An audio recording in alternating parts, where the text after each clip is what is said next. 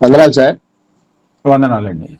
ఇప్పుడు ప్రతి ఆదివారం ప్రభుపాలలో పాలు పంపులు పొందాలని తెలుసు, కానీ ఆదివారం చుట్టాలు వచ్చారని ఏదైనా ఆరాధనకు రాలేదు, ఆ, ప్రభుపాలలో పాలు పంపులు పొందలేదు, అది పాపమే కదా సార్? దానికి క్షమాపణ ఉంటుందా సార్? చాలా పాపం, అది బుద్ధిపూర్వకమైన పాపం కూడా అవుతుంది. ఒకసారి ఒకళ్ళు అడిగారు, ఏమండి ఆదివారం ఆరాధన ఉంటుందని తెలుసు, మనం ప్రభువులలో పాలు పొందాలని తెలుసు, ఇంత తెలిసి కూడా మానేస్తే అది బుద్ధిపూర్వకమైన పాపం కాదా అని అడిగారు. అవును, బుద్ధిపూర్వకమైన పాపం, తెలిసి చేసేదాన్ని బుద్ధిపూర్వకమైన పాపం అంటాం.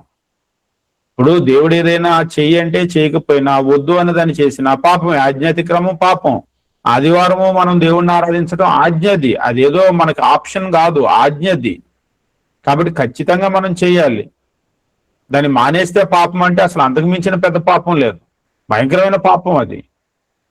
దాని కొరకే కదా మొదటి శతాబ్దంలో క్రైస్తవులు ప్రాణాలే అర్పించారు. అదంత సీరియస్ కాకపోతే ప్రాణాలు ఎందుకు ఇస్తారు?